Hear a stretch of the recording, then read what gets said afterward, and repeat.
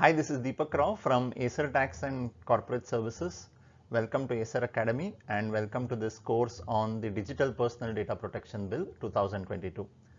The central government recently in November 2022 has released a new bill called as the Digital Personal Data Protection Bill, and this bill is in relation to protection of the personal data of individuals that exists online. By personal data, you can simply understand it as anything in relation to, say, your name, your date of birth, your address, your Aadhaar card number or your PAN card number, or your financial records, your medical records, etc.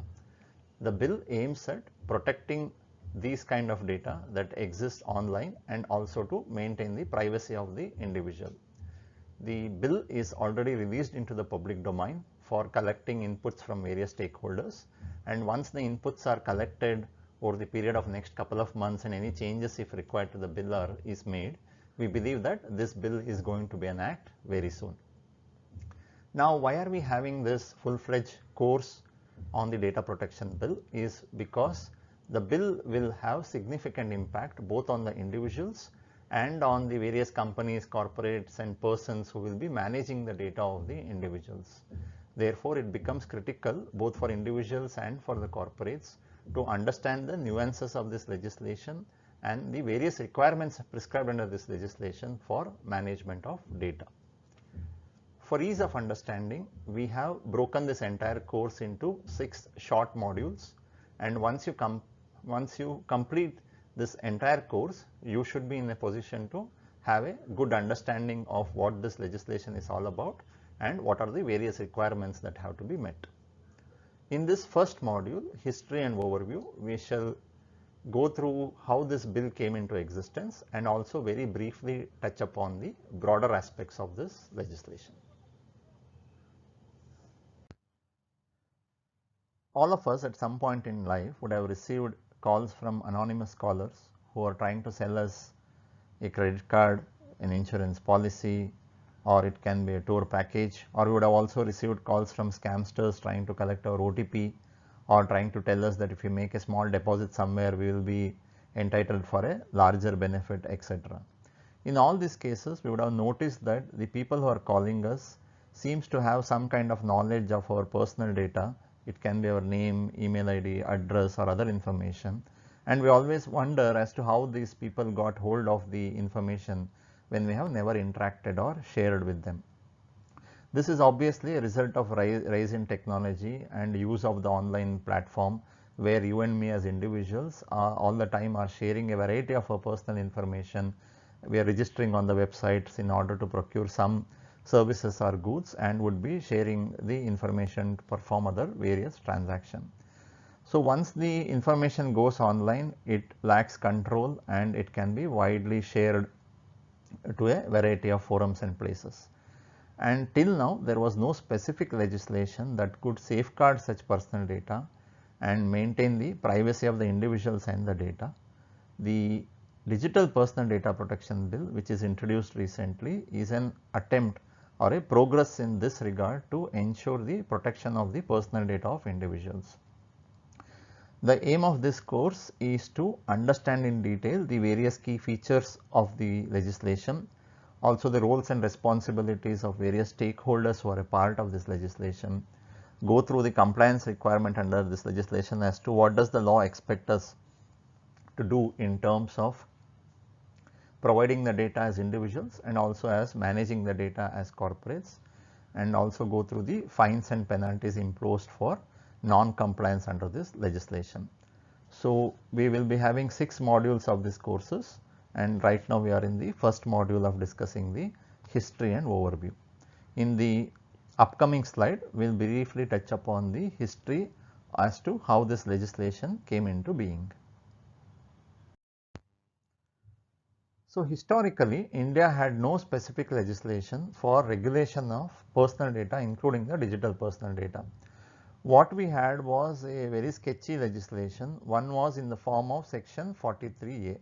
The section 43A was under the Information Technology Act 2000, which told the body corporates that when you are managing sensitive personal data, ensure reasonable security practices and procedures. So, essentially this section said to body corporates, be careful when you are handling sensitive personal data and have some kind of practices around this to manage it. Section 43A was introduced in 2009 and then it was followed by the Information Technology Rules 2011. This rules defined what is sensitive personal data and laid down a framework to body corporates as to how to collect and manage the data. Though Section 43A and rules in the form of the Information and Technology Rules 2011 existed, there was no system of monitoring whether the personal data of individuals are being protected, whether the privacy of the individual in relation to the information that they have put online is protected. The impetus to bring in a new legislation exclusively to protect the personal data was triggered by two significant events that happened. One significant event was the decision of the Supreme Court in the year 2017 in relation to a private matter, and this decision is called as the Justice K.S. Puttaswamy versus Union of India. In this decision, the Supreme Court gave certain critical observation, and based on this, the central government has moved the Digital Data Protection Bill. The second significant event that happened across the globe was the European Union in 2018 implemented the data protections regulation across the EU, and that became a benchmark standard for Data Protection Act. So, both the Supreme Court decision and the European Union moving into the data protection regulation gave the push for introduction of Data Protection Bill in India. So, what did this Justice Puttaswamy judgment say that was so important that the government had to form a committee and also come out with a new legislation? The Justice Puttaswamy judgment is also called as the Aadhaar judgment, and what it observed in this judgment is that privacy is a fundamental right. So, along with the other fundamental rights the people of India have, the Supreme Court also declared privacy as a fundamental right, and more so it recognized that information privacy as a facet of privacy. So, the individual's personal information is also a matter of privacy, and therefore, it should be safeguarded and regulated, which gave rise to the new need for formation of a new legislation to protect the individual personal data. Along with the observation that privacy is a fundamental right and informational privacy is also a part of privacy, the judgment also observed that what can happen in relation to the information that exists, that information can be consumed by several users and players, that the information can exist invisibly, that is, the person who is providing the information wouldn't even know what is happening with regard to his information, but several players and users in the background can collectively be processing this information for a variety of purposes, and many users and players can come together to combine a variety of information and make one full set profile of the customer or the individual whose data is collected. The Supreme Court also observed that the individual also has the right to be left alone and he can have a reasonable expectation of privacy. So, when it comes to the individual's data, the individual can expect that my data's confidentiality will be maintained, my privacy will be maintained, and he has the right to also be left alone. In short, what this all additional observation meant of the Supreme Court meant is that there is no clear transparency in how the data is being managed. The individual may be aware or may not be aware. Therefore, there is a requirement to bring in transparency into the processing of personal data. So, one is that personal data privacy is a fundamental right, information privacy is a part of the privacy, and there should be transparency in management or processing of data. All this judgment together led to this judgment along with its observations led the central government to introduce the new legislation for data protection. The Data Protection Bill has had a very short journey compared to various other legislations that has taken shape in India. Based on the observations of the Supreme Court in the 2017 Justice Puttaswamy judgment, The central government formed a committee, the Sri Krishna committee, and this committee was entrusted with the job of drafting the data protection bill.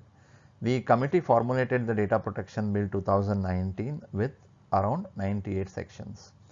Once this bill was released into the public domain in 2019, the government received a variety of inputs and several objections and large number of amendments were proposed to this legislation.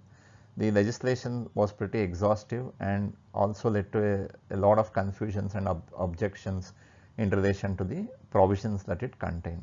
The central government, after receiving a variety of inputs, withdrew this bill in Bill of 2019, feeling that a better framework is needed to manage the protection of personal data.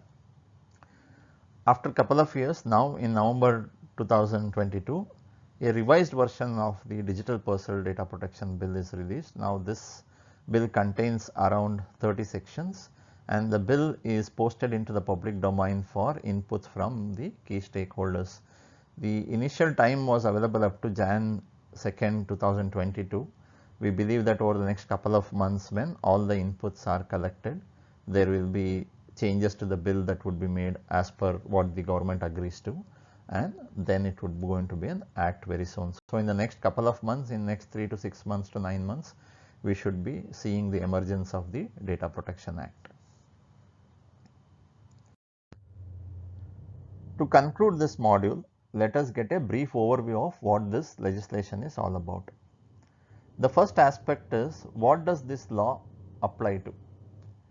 The law applies to the personal data collected online or the data which is collected online but put into a digital format or which is digitized. So the bill is not universally applicable to all kind of personal data, but applies only to the personal data that exists in an online format. The second important aspect and the key foundation or the fundamentals of this legislation is obtaining the consent of individual for the purpose of processing the data. We discussed in the previous slides that at this point in time there exists no transparency in terms of processing of data. The individual may not even be aware that his data is getting processed and it could be happening in the background without his knowledge. In order to overcome this lacunae in the current system of processing of data, the legislation prescribes that the consent of the individual, either an explicit consent or a deemed consent, is must for processing any kind of personal data. The other aspect of this legislation is the key stakeholders. The legislation has two main stakeholders, one in the form of data principal or the individual to whom the data belongs to. To give you an example, if I or you go to a bank to open a bank account, we shall be sharing a variety of information or variety of personal information with the bank, and we become the data individually. I and you become the data principal in this context, and the person who receives the personal data and is responsible for managing of data is called as the data fiduciary. In the example of the bank account, the bank becomes the data fiduciary. He will be holding our personal data and will be managing the data for a variety of requirements, and he is the data fiduciary. So therefore, two key stakeholders, one is data principal, the other is data fiduciary, and entire legislation revolves around these two people. The legislation also prescribes the ways in which the data shall be collected, stored, transferred and processed. The prescription are largely for the data fiduciary who will be responsible for managing the data. The third important aspect of this legislation is the government. The government will come into the picture under this legislation in the form of a data protection board. The data protection board will oversee the administration of the data protection law, and the data protection board shall also have significant powers to ensure compliance with the legislation and also impose heavy penalties and fines in the case of non-compliance with the legislation. Broadly, this legislation covers digital protection of digital data online. Consent becomes one of the key requirements of any data processing. The key stakeholders are data principal and data fiduciary. A variety of procedures are prescribed for collection and management of data, and the government intervenes through Data Protection Board to ensure compliance with the legislation. We have come to the end of this module. In the next module, the key features, we will go through some of the core features of the data protection bill.